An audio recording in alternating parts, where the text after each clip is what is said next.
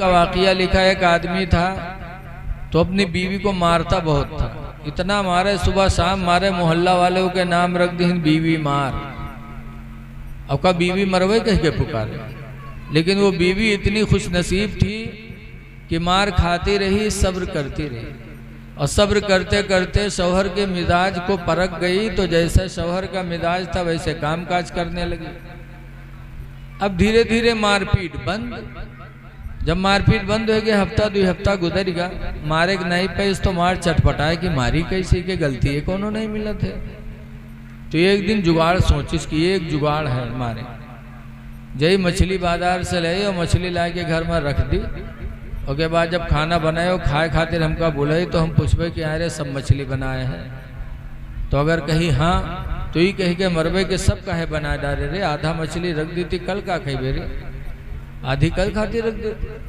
अगर कहीं हाँ आधा बनाए ना आधा रख दिया है तो ही कही के मरबे की आए रे, आधी रख काहे दिए रे, ये मछली हो सड़ जाए कि न सड़ जाए।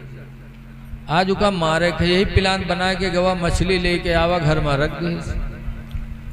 अब बीवी ने खाना बनाया, उसके बाद बुलाया और खाना खाए लो, तो लाठी लेके गवा कि आज तो मरे ही मारेगा। लाठी लेके बैठा, बीवी ने निकाल के दिया तो पूछा थे अरे सब मछलियाँ बनाए हैं, तो मूड हलई से जब हाँ कहिस तो उठाइस लाठी, कहीं सारे सब काहे बनाए रे, आधी रख दी थी कल का कही बेरे, कैसे रे भूल गई थी, आधी मछली मैंने कल के लिए भी रख दिया। अब यू सट, अब आगे कोई जवाब सवाल ही नहीं, बना बनावा प्रोग्राम सब फेल हो गया। तो खैस तो लेकिन खाना कहाँ हजम होए वाला, थोड़ा बहुत खैस। गर्मी का ज़माना था, बीवी ने आंगन में बिस्तर बिछाया, और जब ये लेटा तो बीवी ने सोचा मेरा शौहर है, मेरे लिए रोजी कमाता है, थका मांदा होगा, तो गई पैर दबाने लगी। वो पैर दबावे और उस जालिम वही चक्कर में पड़ा कि का मारी कैसे। आसमान पर ताकत रहे तो का हल्की एक लकीर नजर है आसमान पर, तो बीवी से पूछे थे बीवी आसमान पर लकीर कैसे है, तो वहाँ देखिस तो कहीं सो फरिश्तन के सड़क हो, फरिश्तन के सड़क हो, कहीं ना कहीं ना रे, तो फरिश्तन के सड़क के नीचे हमार बिस्तरा बिछाए है रे, अगर उनके मोटर फिसली एक्सीडेंट हुआ तो हम मरब की बचब रे दुश्मन, ब उठाओ पीट के बहाई दी। तो ऐसे ऐसे जालिम पड़े हैं। अरे नबी की उम्मत में हो तो नबी की जिंदगी को नजरों के सामने रखो। 11 बीवियां थी लेकिन अल्लाह के रसूल ने कभी मारा नहीं। सिर्फ हम नबी का चर्चा करें और नबी की बातों पे ध्यान न दें तो हमने गोया कि अपने नबी से मोहब्बत नहीं किया। नबी के इखलाक को, नबी के सहाबा के इखलाक को नजरों के सामने रखो। आज मुहर्रम का महीना होता है, या अली अली हम कहते हैं, कहना चाहिए या अली अली, लेकिन कहने के लिए पहले सोचो कि अली हमारी तरफ तवज्जो करेंगे। हजरत अली शेर खुदा रदी अल्लाह ताला अन्हु मक्का से करीब एक जगह है, साहबा बैठे थे, उनके रान पे हुजूर सर रख करके सो गए। असर की नमाज नहीं पड़ी थी, सूरज डूबने लगा।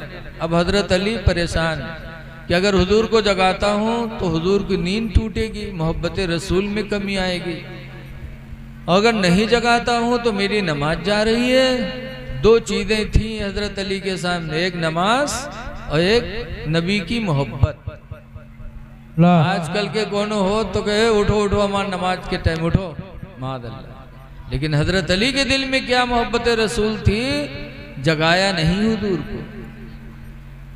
हजरत अली से बड़ा कोई नमाजी हो सकता है इस दुनिया में आज, उनसे बड़ा ना कोई आशिक रसूल होगा, ना कोई नमाजी होगा, ना कोई उनसे बेहतर होगा इस दौर में। हजरत अली ने जगाया नहीं, सूरज डूब गया। जब डूब गया, असर की नमाज चली गई, तो हजरत अली रोने लगे। नबी की भी मोहब्बत थी और नमाज की भी मोहब्बत थी अली के दिल में। अली रोने लगे, ऐसा रोए कि आंख से आंसू नबी के रुखसार पर गिरे। नबी ने आंखें खोली, फरमाया अली रो रहे हो? कहा अल्लाह के रसूल मेरी असर चली गई। तो हुजूर ने उंगली का इशारा फरमाया तो डूबा हुआ सूरज फिर निकला। अरे सुभान अल्लाह बोल दो, कब बोली हो? अब अपने घरे जाइए तो वहाँ डबल बेड पर कही हो सुभान अल्लाह। अरे नबी का कोई मौजिज़ा सुनो तो कहो सुभान अल्लाह। हुजूर ने उंगली का इशारा फरमाया, सूरज पलट आया, हजरत अली ने नमाज असर पढ़ी, तब सूरज डूबा। अब ये तो हो गया वाक़िया, लेकिन इसमें हमें दो चीज़ देखना है। एक तो ये कि आली आली हम कहते हैं, और हजरत अली की एक नमाज असर छुटी थी एक, तो हजरत अली रोए थे, और वो भी मोहब्बत रसूल में छुटी थी, फिर रोए थे। और आज हमारी 5 वक्त की नमाज जा रही है और रोना छोड़ दो, एहसास भी नहीं है। ऐ लोगों, जलसा कराते हो तो नबी के इखलाक को देखो, सहाबा की सीरत देखो, नमाजें पढ़ो, वरना या अली अली कहने से हजरत अली कभी राजी नहीं होंगे। नमाज पढ़ोगे खुदा राजी होगा, खुदा का रसूल राजी होगा, और दुनिया में इंसान भी आपकी इज्जत करेंगे। सुभान अल्लाह। नमाजी की इज्जत लोग करते हैं। बहुत पहले हम दिल्ली चंदा करने जाते थे, 20-25 साल पहले, तो हमारे गांव के लोग हिंदू कंपनी में रहते थे, सिलाई करते थे, वहाँ जाते थे तो हिंदू कंपनी का मालिक नमाज के टाइम मेज खाली कर देता, कहते था काम बंद करो, मौलाना जी आए हैं नमाज पढ़ने। दूसरे भी हमारी नमाज का एहतराम करते हैं और हम मुसलमान होकर नमाज छोड़ रहे हैं। नमाज पढ़ो। मैंने तो बहुत करीब से देखा, जब गोंडा से छोटी लाइन चलती थी, मैलानी जाती थी, एक दफ़ा उसी ट्रेन में बैठा था तो टीटी आया टिकट चेक करने, हमरे बगल में एक ठो बैठा रहा, झोला लिए, बस टीटी का देखे बहुत झलवा हमका थमाई दिए और चल दी लेटरिंग लग। हम जान के नहीं मालूम है के पास टिकट नहीं है, कहा रख लिया झोलवा, और टिटियावा लिहिज दिए, बट टिटियावा वो पीछा कर लिए। अब वो चले और पीछे घूम घूम देखे, अब वहाँ लेटरिंग तक पहुँच गया और टीटी पीछे, और ट्रेन चले वो के कोई जुगाड़े नहीं, वो वही लेटरिंग थी है, नियत बांध दी अल्लाह। अब जब नियत बांध दी तो टीटी रहा हिंदू बेचारा तो खड़ा हो गया कि जब इनके नमाज खत्म हो तब टिकट मांगी, वो खड़ा, और उनके इंतजार में कि टिटियावा चला जाए तब नमाज खत्म करी। अब उनके इंतजार में, उनके इंतजार में काफी देर गुजर गए, तब वो टिटियावा पूछे लाग उठे कि भैया ये कितनी देर तक नमाज पढ़ी। तो एक बूढ़ो रहा दाढ़ी रखा है, कहीं साहब दोपहर है, जोहर के नमाज के टाइम है, कहीं कितनी देर पढ़ी, कहीं नहीं न जाए नहीं थे, लेकिन अत्ता जाने थे कि जोहर में 12 रकात होते। तो कहीं सभी कई रकाती के भाई, कहीं अभी दुई नहीं पूरी आना, तो कहीं हाँ जब दुई में इतना टेम के लाग है तो 12 रकात में अल्लाह जाने कितना टाइम लगा हुआ। तो हमारी ट्रेन तो वैसे चली गई, बस जैसे ट्रेन स्टेशन पर पहुंची बस टिटियावा नीचे उतरी गया, किसी का पढ़े गए, और जब टीटी उतर गया तो वह उतर गया। अब दूसरी ट्रेन आने वाली थी तो वो बैठा प्लेटफार्म पर और देखा कि उसके आंख से आंसू बहने लगे। तो हम लोगों ने देखा तो पूछा क्या हुआ, कुछ कहा क्या? कहा कुछ नहीं कहा। फिर क्यों रो रहे हो? कहा मैं इसलिए रो रहा हूँ कि आज मैंने झूठी नमाज पढ़ी तो अल्लाह ताला ने मुझे इससे बचा दिया। काश अगर मैं सच्ची नमाज पढ़ा होता तो इसी नमाज के बहाने में अज़ाब इलाही से भी बच जाता। नमाज के जरिए अल्लाह ने मुझे इज्जत दी है, मैं रो रहा हूँ, काश मैं सच्चे दिल से खुदा की रजा के लिए नमाज का पाबंद हो जाता। उसने अहद किया कि अब खुदा की कसम अब जिंदगी में मेरी नमाज नहीं छूट सकती। ऐ लोगों, नमाज पढ़ो, दुनिया में भी कद्र होगी, आखिरत में भी कद्र होगी। हजरत अली की सीरत से सबक सीखो। हजरत अली रदी अल्लाह ताला अन्हु खाने काबा का जब तवाफ करते थे तो जब तवाफ शुरू करते तो वहीं से कुरान पढ़ना शुरू करते, और घूमते घूमते जब वहां पहुंचते तो हजरत अली का एक कुरान पूरा खत्म हो जाता था। ये हजरत अली की मोहब्बत थी तिलावत कुरान से, और आज हम सिर्फ या अली अली कहते हैं। ऐ लोगों, नबी करीम सल्लल्लाहु अलैहि वसल्लम की बेइज्जत का मतलब समझो, अपना इखलाक अच्छा करो। इसीलिए सरकार फरमाते हैं कि जो मोमिन होगा उसके अंदर दो चीज़ें नहीं पाई जाएंगी, एक तो बदअखलाकी और दूसरी बखीली। अल्लाह माल दे तो अल्लाह के नाम पर माल भी खर्च करो, खर्च करो।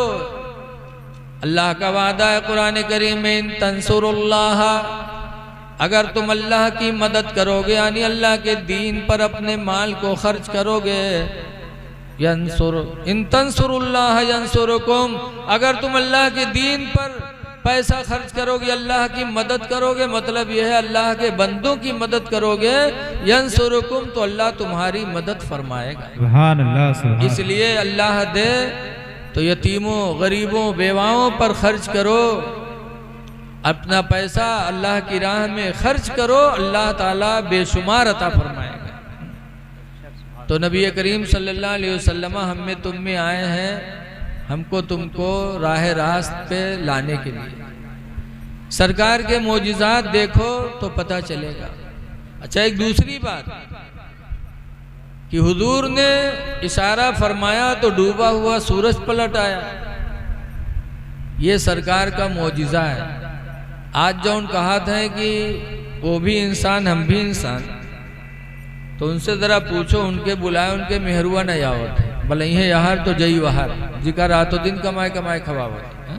और नबी करीम का जलवा की उंगली का इशारा किया तो डूबा हुआ सूरज पलट आया। इसलिए हम नबी की बराबरी कभी नहीं कर सकते। आला हजरत इमाम अहले सुन्नत रदी अल्लाह अन्हु फरमाते हैं कि सूरज उल्टे पाँव पलटे, चांद इशारे से हो चाक। बेशक, सुभान अल्लाह, सुभान। चांद भी दो टुकड़े हुआ था। मक्का के लोगों ने कहा था आप नबी है कहाँ? कहा नबी हो तो कोई मोजिज़ा दिखलाओ। कहा बताओ कौन सा मोजिज़ा देखना चाहते हो? तो मक्का के लोगों ने कहा थे चांद आसमान पे ना, इसको वाला दो टुकड़े करके दिखाओ। तो हुजूर ने उंगली का इशारा फरमाया तो आधा चांद का टुकड़ा आसमान पे लगा रहा और आधा टुकड़ा मक्का की एक पहाड़ी बू कुबैस पे आके रख गया। कुरान कहता है इक़्तरबत इस्साअ, क़यामत करीब है, वंशक़्क़ल क़मर, और चांद दो टुकड़े हो गए। तो आला हजरत नबी के मोजिज़े को फरमाते हैं कि सूरज उल्टे पाँव पलटे, चांद इशारे से हो चाक। सूरज उल्टे पाँव पलटे, चांद इशारे से हो चाक। अवंध नजदी देख ले कुदरत रसूलुल्लाह। बेशक, सुभान अल्लाह, सुभान अल्लाह। अवंध नजदी देख ले ताकत रसूलुल्लाह की। जिस नबी की मिलाद में हम आए हैं उस नबी का ज़रा पैगाम सुनो। हुजूर ने जब मक्का से हिजरत करके मदीने में कदम रखा तो मदीने में जाने के बाद मेरे नबी ने जो तकरीर की थी वो तकरीर सुन लो। मदीने में कदम रखने के बाद मेरे पैगम्बर ने एक तकरीर की थी। उस तकरीर में 3 बातों का ऐलान किया था। नंबर 1 पर फरमाया था या अय्युहन्नासु इफ़शुस सलाम बैनकुम, ऐ लोगो तुम आपस में एक दूसरे को सलाम किया करो। सुभान अल्लाह, सुभान अल्लाह। ये पहला पैगाम मेरे नबी का था। आपस में मिलो तो सलाम करो, क्योंकि सलाम से दिल की हसद, दिल का बुग़्ज़ खत्म होता है और मोहब्बत पैदा होती है। सुभान अल्लाह। और सलाम दूसरे से करत हो लेकिन घर में नहीं करत हो। आज बहुत से लड़का दूसरे से कहें हजरत सलाम वालेकुम, जिसमें हमारी माँ बहनें रहती हैं और हम सबकी माएँ, नबी की बीवियाँ हम सबकी माँ हैं। वो किस बिल्डिंग में रहती थी? सरकार खजूर के पत्तों के झोपड़े बनवाए थे सबके लिए अलग अलग। उसी झोपड़े में नबी की बीवियाँ रहती थी। आज हमारी आपकी बीवियाँ बिल्डिंगों में रहती, फिर भी हमारा आपका कैसा मामला हो रहा है? रातों दिन मियाँ बीवी में झगड़ा। कहूँ मेहरुआ कहते कि मुंह देखे रोजी न हो, कहूँ कहते कि मुंह तो थू थू। अल्लाह जाने क्या क्या बक देती है। लेकिन है मेरी माँ बहनों और है मेरे भाइयों, जरा नबी की जिंदगी देखो। 11 बीवियां थी सरकार के निकाह में, लेकिन सरकार का इखलाक कितना अच्छा था। सरकार की एक बहुत बूढ़ी बीवी थी जिनका नाम है हजरत सौदा रदियल्लाहु अन्हा। बहुत बूढ़ी थी, उनके झोपड़े में किसी ने जाके कह दिया कि हुजूर ने तुमको तलाक दे दिया, तो हजरत सौदा रोने लगी और ऐसा रोई कि इतने में अल्लाह के रसूल आ गए। आए, देखा, फरमाया सौदा रो रही हूँ, क्या हुआ? कि अल्लाह के रसूल, मेरे माँ बाप आप पर कुर्बान हो जाएं, क्यों आपने हमें तलाक दे दिया? सरकार फरमाते, नहीं सौदा, किसने कहा? मैंने तो नहीं दिया। जैसे इतना कहा, हजरत सौदा का गम खुशी में बदल गया, क्योंकि उनका अकीदा था कि अल्लाह के नबी कभी झूठ नहीं बोलेंगे। बोलो, आजकल हम लोगों से अगर मेहरुए नाराज हो जाओ, कहें हम लोग कहीं ना ही तो माना थे, हाली जाना थे, दिन भर झूठ बोले थे। सरकार ने जब फरमाया, सौदा खामोश हो गई। तब सरकार कहते हैं, सौदा एक बात बताओ, तुम इतनी बूढ़ी हो गई हो कि इस बुढ़ापे में औरत को शौहर की जरूरत नहीं रहती। कहाँ या रसूल अल्लाह, कहा फिर मैंने दिया नहीं है तलाक, लेकिन अगर दे दूं तो तुम इतना परेशान क्यों हो रही हो? कहा अल्लाह के रसूल, मेरे माँ बाप आप पर कुर्बान हो जाएं, मुझे इस उम्र में शौहर की ज़रूरत तो नहीं है, लेकिन आप मुझे तलाक न दीजिएगा, अपने निकाह में बाकी रखिए, ताकि कल क़यामत के दिन मैदान महशर में जब अल्लाह के फरिश्ते मुझे रसूलुल्लाह की बीवी कह के पुकारेंगे तो मेरा सर फख्र से ऊंचा हो जाएगा। सुभान अल्लाह। आप अपने निकाह में रखिए। अब नबी का इखलाक देखो, कितना अच्छा इखलाक की ज़िंदगी गुजर गई, बुढ़ापे में है लेकिन नबी से जुदा होना गवारा नहीं करती। ये इखलाक ही तो सरकार का है। और आज हमारा इखलाक कितना गया गुजरा हो गया। सुबह शाम औरतें तलाक मांगती, कहते न पूरी आई पाओ तो छोड़ दो, बात बात पे तलाक। याद रखो, सबसे अच्छी औरत कौन है? हुजूर से पूछा गया, युल मरत खैरुन, अल्लाह के रसूल सबसे अच्छी औरत कौन है? तो सरकार ने 3 पहचान बताई थी। नंबर 1 पर फरमाया था, इज़ा नज़रा इलैहा फसर्रतहु, कि जब उसका मर्द बाहर से आए और अपनी बीवी को देखे तो बीवी अपने मर्द को खुश कर दे, इस तरह सामने आ जाए कि शौहर देख करके खुश हो जाए। और दूसरी निशानी बताई थी, वइज़ा अमरहा फाताअतहु, और जब उसको किसी चीज़ का हुक्म दे तो फौरन उसकी बीवी उसको मान ले। मर्द जो कहे फौरन बीवी मान ले। और तीसरी पहचान बताई थी, वइज़ा गाबा अन्हा, और जब उसका मर्द उससे गायब हो जाए, बाहर चला जाए, फासना फर्जहो, तो अपने शर्मगाह की वो हिफाजत कर ले, ज़िना के करीब न जाए। सरकार ने फरमाया था 3 चीज़ें हैं, अगर ये तीनों चीज़ें औरत के अंदर पाई गई तो औरत सबसे अच्छी है। तो रसूलुल्लाह सल्लल्लाहु अलैहि वसल्लम की बीवियों से हमारी माँ बहनें अखलाक सीखें। सरकार ने फरमाया कि शौहरों की फरमा बरदारी करें, लेकिन आज हमारी माँ बहनें देखा जाता है कि आदमी बाहर से आता है, सुबह हुई तो कहीं है कि आज हमारे पेट फिरा थे, आज हम खाना वाना न बनाई, भाई बासी वासी खाए लो जाओ। वो बेचारा बासी खाए के चला जाते काम कर, बाद में यह ताज़ा खाना बनाई है तक खाए के मोहल्लम घूम घूम पंचायत करिए, हंसी है खेली है। और जब शाम हो जनी है कि हमरे आदमी के आवे के टाइम होएगा है, बस मुँह कुप्पा तना फुला घर में बैठ गए। वो आदमी जब शाम के लौटी निरहा तरसा तो ना अब्बक देखी ना अम्मा का, ना भाई ना बहन, जबकि माँ बाप को देखना कितना सवाब बताएगा। हुजूर फरमाते, मन नज़रा वजहल वालिदैनी नज़रता रहमा, जिसने माँ बाप का चेहरा रहम दिली से देखा, रहम की निगाहों से माँ बाप का चेहरा देखा, फ़कतबल्लाहु लहू बिकुल्लि नज़रतिन हज्जतम मबरूरा, तो अल्लाह ताला उसके लिए हर नज़र के बदले में हज मकबूल का सवाब अता फरमाएगा।